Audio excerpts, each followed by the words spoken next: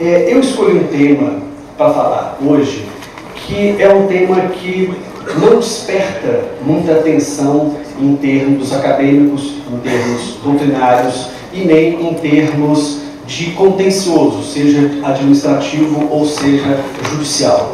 Em geral, e eu vou pegar uma fala do professor Sérgio André Rocha do Rio, o cobre induz a pesquisa.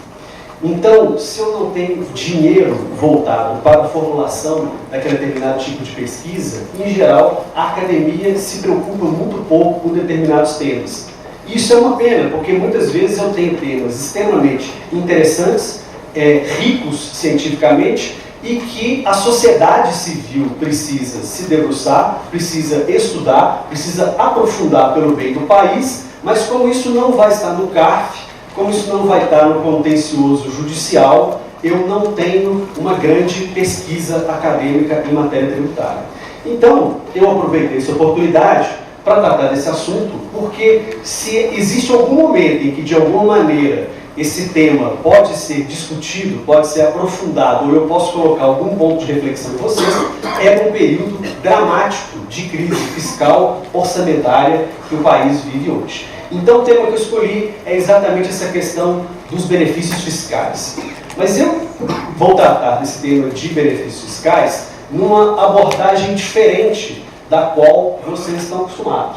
Em geral, se trata de benefícios fiscais no meio acadêmico como forma de induzimento de condutas, como forma de eu verificar se em determinado meio ou em determinado segmento aquela medida ela é importante. E aí, em geral, as dissertações ou teses que são criadas nessa seara, elas se voltam para você tentar estimular determinados comportamentos, em geral, empresariais, que são nobres por meio de deslocamento de tributação.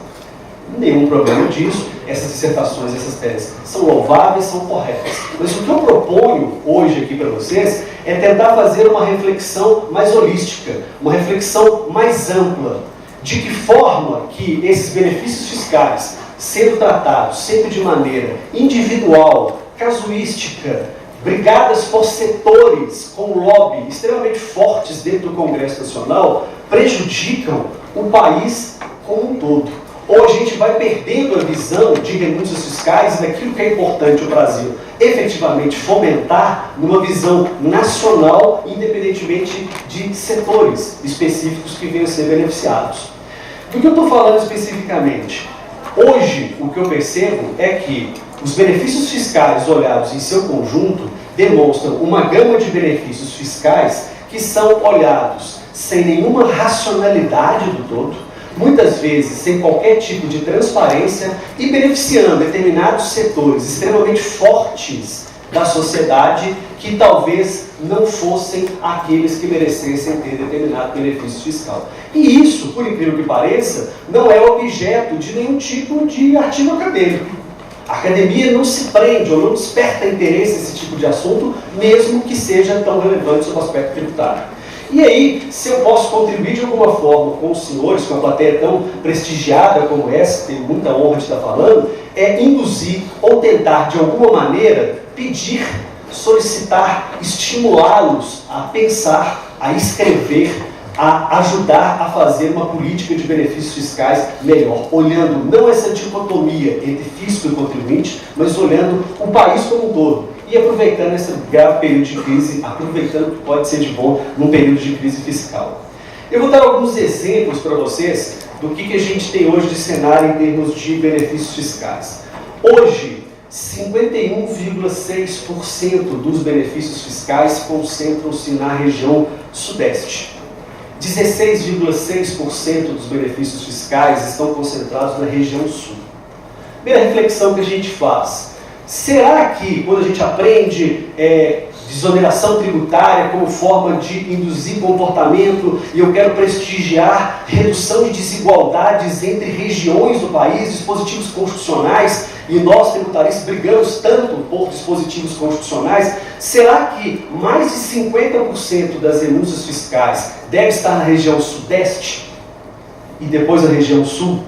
Será que é o correto, em termos de benefícios fiscais, a gente privilegiar as regiões mais ricas do país E isso não passou desapercebido pelo último relatório do Tribunal de Contas da União sobre o julgamento de contas da Presidência da República.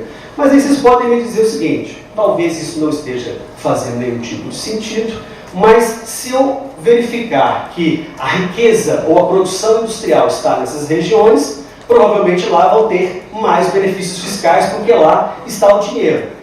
Isso talvez faria sentido, especialmente que se olhar que esse 51,6% que está na região sudeste, a gente verifica que se a gente comparar essa desoneração com relação à arrecadação tributária da região sudeste, é a segunda menor. Está em 16,92% essa relação, que é a segunda menor.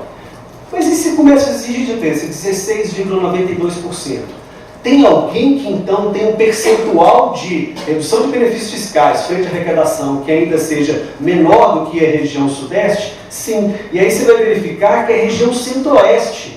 E aí essa suposta racionalidade não faz um outro sentido quando a gente verifica que mesmo proporcionalmente à arrecadação tributária, a região sudeste tem uma redução de cargas tributárias ou tem benefícios fiscais menores do que a própria região sudeste, em patamares de 14,17%. E aí a gente fica ainda mais estarrecido quando verifica que a região sul do país tem 25,72% frente à arrecadação, numa média nacional de 21,35%. Nessa primeira leitura, a reflexão que eu já faço para vocês é que há algo de errado. Um diagnóstico sobre benefícios fiscais que te defende, redução de comportamento, a impressão que passa é que todos eles estão sendo trabalhados, todos eles estão sendo conquistados, obrigados, individualmente. Cada um briga pelo seu, olhando o seu, conseguem setores extremamente fortes economicamente, organizados politicamente, conseguir para o seu, sem qualquer visão de quem efetivamente no todo deve beneficiar. Essa distribuição de benefícios fiscais frente às regiões do país e frente à própria carga tributária já nos sinaliza que não há qualquer tipo de racionalidade nessa concessão de renúncias fiscais no Brasil. Assunto extremamente importante pelo período ao qual estamos vivendo. Então vamos fazer outro tipo de análise, eu proponho outro tipo de leitura. Vamos fazer uma análise se o Brasil, se é que o Brasil hoje, ele tem um direcionamento de onde ele está e para onde ele quer ir. Eu tenho uma organização, sou um país, quero crescer, quero ir para onde? Se o país tiver essa visão, provavelmente ele vai direcionar suas renúncias fiscais para aquele setor que ele quer atingir, para aquele setor que ele quer que o dinheiro vá atrás dele, para que a gente seja um país melhor. Então vamos fazer uma análise dessa relação de benefícios fiscais por setores. E aí a gente verifica que a agricultura consome 9,33% dos benefícios fiscais. Assistência social, 4,47% dos benefícios fiscais. Ciência e tecnologia, o Brasil precisa de inovação, nós precisamos crescer. 3,55% a gente tem renúncia fiscal na área de ciência e tecnologia. Então, verificar comércio e serviço, quase tudo pelo Simples Nacional, 29,06% e 22,5% disso está no Simples Nacional, ou seja, queremos ser um país de comércio. Cultura, que é um dos setores mais visados pela mídia, mais controlados pela mídia em termos de renúncia fiscal, tem uma renúncia fiscal correspondente a 0,64% do montante total de renúncia. E ficamos todos nós extremamente preocupados com as renúncias em termos de cultura e esquecemos bilhões e bilhões e bilhões de reais que vocês, ou a maioria de vocês, não fazem a menor ideia de para onde está indo, por que está indo, quem está sendo beneficiado, sem qualquer exposição midiática. Educação. Muito se fala que nós queremos ser um país de primeiro mundo, já vi que ciência e tecnologia não vai nos levar a esse caminho, mas em termos de educação a gente tem uma renúncia fiscal, incluindo entidades filantrópicas, imunidade de livros, jornais periódicos, lá dos 150, de 4,98% em termos de educação. Volto a dizer, incluindo filantrópicas. Indústria, 12,34%. Saneamento, nós não queremos pessoas que não têm o mínimo de saneamento básico. Eu acho que nós devemos induzir benefícios fiscais nessa área. Segundo dados, o demonstrativo de gastos tributários da Receita Federal, que faz parte do PILOA, que acabou de ser enviado agora nesse de agosto, 0%. termos de renúncias fiscais, em termos de saneamento. Realmente o Brasil não é uma área que a gente precisa atingir. Transporte. Para eu ecoar a produção, eu preciso de transporte e o Brasil está parado, tanto em termos de transporte humano como em termos de transporte e produção. 1,75% em termos de renúncia. Enquanto a desoneração da exportação do agronegócio é 6,1 bilhões de reais ano. Enfim, esse tema, embora eu imagino e pelo semblante de vocês cause um pouco de perplexidade, por incrível que pareça, não é debatido. E nós precisamos entrar nesse tipo de coisa. Então hoje, o nosso tempo aqui é curto, eu vim com esse propósito de fazer um pedido para vocês que são a nata acadêmica tributária do país, que se despertem para esse assunto, que não escrevam apenas para aspectos que eventualmente estejam em litígio administrativo ou estejam em litígio judicial. Falar de PIS, COFINS e CLS, base de cálculo, se o lucro presumido agora vai dar, é muito bacana, mas precisamos, em termos de academia, se direito é uma ciência, pensar no país. E pensar no país é pensar em renúncias fiscais de uma maneira diferente ou com um viés diferente daquele que eu imagino que esteja pensando. Para induzi-los a pensar sobre tipo de coisa, nós, na PGFN, fazemos um papel dentro do pequeníssimo papel que nos cabe, no meu ver, extremamente relevante. O que acontece? Muitas vezes vocês ficam assim se preocupando. Olha, que engraçado, houve o aumento de IPI de chocolate. O que será que saiu esse IPI de chocolate? Ninguém entende, né? Cerveja, de novo, fico extremamente chateado, toda hora tem um aumento de IPI de cerveja, eu fico extremamente magoado. Esses vão desenvolver. Para quem quer estudar esse assunto, o artigo referência é o artigo 14 da Lei de Responsabilidade Fiscal.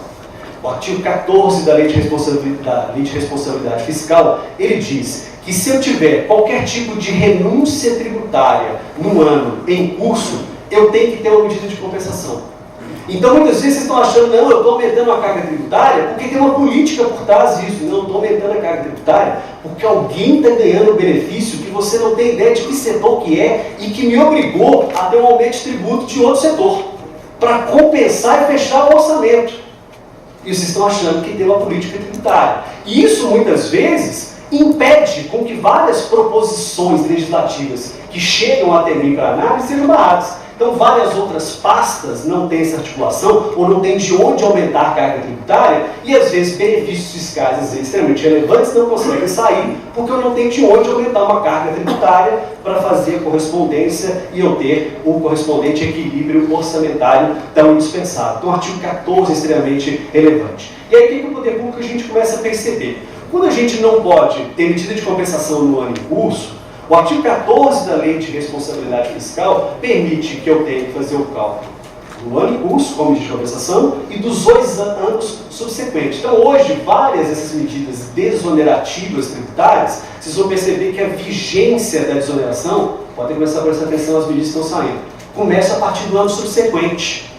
Por quê? Porque aí vira um número formal que a Academia Tributária não estuda e que faz parte do demonstrativo tributário que vai estar na biloa. Você vai ver na exposição de motivos, é um número vazio, não interfere na carga tributária, e eu faço uma renúncia que vira um dado absolutamente formal, não estudado, não escrito, não pensado para os 2 anos subsequentes.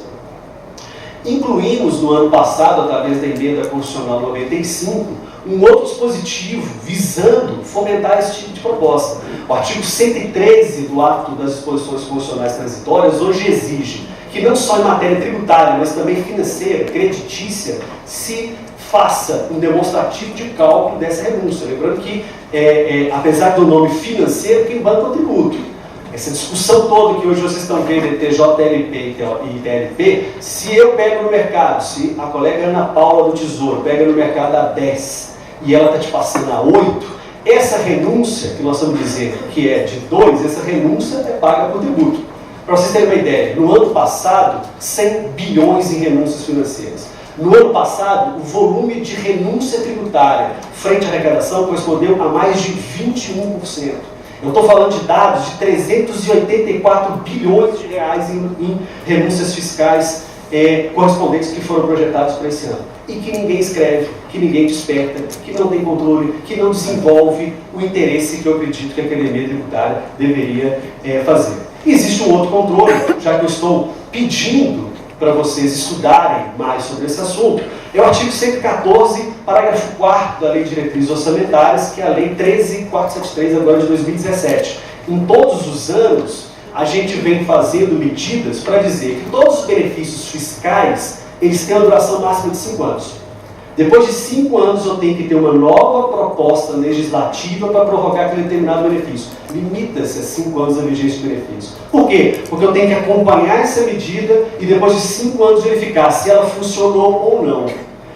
O que me deixa frustrado é que, embora a gente tenha feito ou venha fazendo essas alterações legislativas, continua sem ter o accountability necessário por parte da sociedade civil, que é a maior interessada em verificar o funcionamento ou não dessas medidas de renúncia fiscal.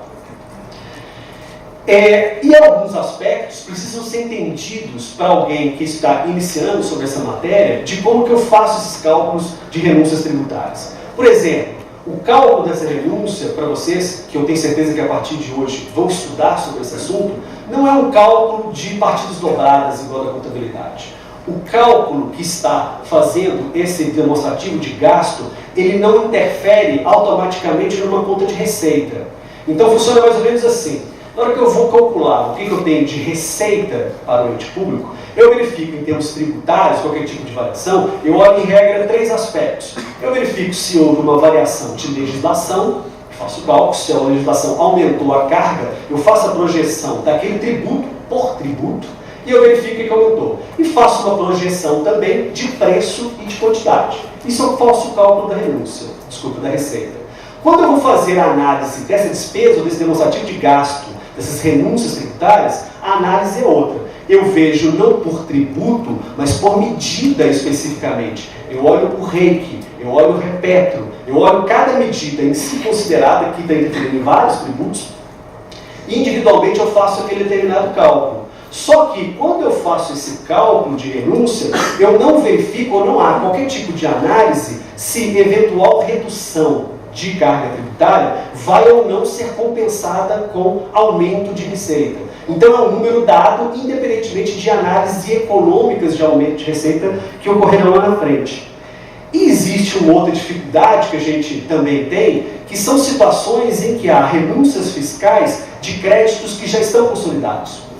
Porque se eu tenho uma determinada renúncia de um tributo e eu calculo pela legislação, a redução percentual da tributação sobre a legislação é fácil de calcular, só faço uma proporcionalidade com relação àquilo que vinha sendo arrecadado. Mas eu tenho determinadas situações em que eu tenho benefícios fiscais concedidos a setores que já têm um crédito constituído relacionado a ele, eventualmente em discussão ou não. Dou alguns exemplos. Recentemente houve renúncia fiscal para o setor do petróleo. A MP 795 de 2017, ela deu renúncias fiscais sobre o setor do petróleo. E dentre as discussões que tinham, existiam, por exemplo, 2, que eram situações litigiosas no âmbito do Conselho Administrativo dos Recursos Fiscais. Existe um benefício tributário de imposto de renda que incide sobre situação de afretamento. Mas os contratos de afretamento vêm junto com o sistema de prestação de serviço. Resultado, muitas vezes o fisco desconsiderava e lançava tudo como se fosse serviço, e o contribuinte dizia que tudo era frete, querendo beneficiar-se desse benefício fiscal. Existem discussões sobre isso no CARF, e a legislação melhorou, aprimorou, no sentido de dar mais segurança jurídica para o contribuinte e fixar percentuais proporcionais do que era frete e do que é serviço. Mas envolvia uma renúncia fiscal daquilo que já estava em discussão. Quando eu faço esse tipo de análise, nós não entramos no mérito do aspecto econômico, ou seja, aquela discussão está no CARF e a Lei de Responsabilidade Fiscal me manda fazer o cálculo do ano em curso e dos 2 anos subsequentes. Se esse processo fica no CARF por 7 anos, significa que não teve renúncia fiscal nenhum pela LRF? Se eu fizesse uma apuração que fosse econômica, a resposta seria não. Por isso, para que eu tenha controle, eu calculo como se tudo aquilo que no entendimento do fisco fosse devido é o montante da renúncia fiscal. E esse dado, embora não corresponda à realidade econômica, é a realidade para fins de estudo e para fins de pesquisa sobre esse tipo de assunto. Idem também nessa medida o que aconteceu com relação à possibilidade ou não de você aproveitar ou de você fazer a dedução de gastos do setor de petróleo quando você está na fase de desenvolvimento ainda. Outra percepção que vocês terão que ter com esse assunto é que muitas vezes o cálculo de renúncia fiscal ele leva em consideração situações que nem a arrecadação vai ter. Por exemplo, eu instituo determinada medida tributária e instituo um tributo que anteriormente não existia. Qual é a arrecadação que existia? Nenhuma. Se eu olhar economicamente qual que é o impacto daquilo, o que eu vou deixar? Nada. Mas eu tenho que fazer uma análise de custo no seguinte sentido. Aquilo que eu poderia estar arrecadando e vou deixar de arrecadar, se eu deixar de gastar, deixar de arrecadar, a política pública vai ser melhor atendida do que eu arrecadar e gastar naquele lugar? É um aspecto que a gente também faz análise. E quando eu digo isso, eu digo que, podem ter certeza, hoje no Poder Executivo, o controle de gastos tributários é extremamente forte. Basta vocês perceber o BGU, vocês pegarem o DGT, vocês pegarem o DO, o controle feito pela PGFN e pela Casa Civil da Presidência da República é extremamente rígido. Mas quando eu vejo isso no âmbito dos estados, me dá medo e me dá pavor. Não todos, não estou generalizando, mas a coisa é muito pior. Vamos tomar como, por exemplo, renúncias fiscais no âmbito do CONFAS. Uma das coordenações da minha disjuntoria tem assento assessor ao ministro da Fazenda nas reuniões do CONFAS. E já tive a oportunidade de participar de alguns eventos do CONFAS. Quando a gente está na academia, quando a gente está sentado nas universidades, a gente vê que a Lei Complementar 2475, no artigo 2º, parágrafo 2º, diz assim, olha, só serão concedidos benefícios fiscais de maneira unânime. Eu lembro que eu estudava isso, perfeito, fantástico, um controle absoluto de gastos tributários, é unânime. Quando você chega à realidade com que você participa, sabe como é que funcionam? Muitas das vezes, essas reuniões que eu faço, funcionam assim. É unânime, não é? Se vocês, outros estados, não aprovarem o meu voto sozinho barra o de todos vocês não têm mais nenhum benefício fiscal. Aprovem o meu cretino, vagabundo e sujo, ou não terão de vocês. Porque o meu voto vai impedir todos os benefícios fiscais da federação. Mesmo que o seu seja bonzinho, mesmo que o seu seja irrelevante, mesmo que o seu seja um benefício fiscal neutro. E aí funciona mais ou menos o seguinte, mais ou menos uma negociata, muitas das vezes, o pessoal fala assim, ó, e aí, vocês votam pela aprovar ou não benefício fiscal de tal situação? Eu sim, sim, sim, sim. Levanta a plaquinha. E eu que fico da União, todo aquele rigor, todo aquele controle, fico pensando, meu Deus do céu, é assim que se faz o controle de ICMS no âmbito dos estados. E muitas das vezes, sem generalizar e sem prejuízo da gente lembrar que existem várias exonerações no âmbito do ICMS válidas, corretas e que devem existir e devem ser prorrogadas. Mas o âmbito estadual precisa de olhar e precisa de ter uma atenção muito maior para esse tipo de renúncia tributária que não tem o controle que é obtido no âmbito da União. Parcelamentos tributários eu nem vou dizer. Tenho orgulho de dizer para vocês, em nome da PGFN, que pela primeira vez começamos a fazer ou calcular parcelamentos que fazem redução de juros, redução de multa, como benefícios fiscais, e exigindo que tenha cálculo de renúncia. Se vocês pedirem pela lei de transparência, pela primeira vez, qualquer parcelamento que sair, PRT, PERT, PRR, PREM, qualquer parcelamento que saiu do ano passado para cá, todos eles a gente considerou como uma renúncia fiscal se houvesse qualquer tipo de redução e de compensação. Perguntem no âmbito do CONFAS como são aprovados os parcelamentos dos estados que envolvem o ICMS e se tem esse mesmo tipo de controle. Enfim, hoje eu vim tentando dar essa contribuição, meu tempo já está se encerrando.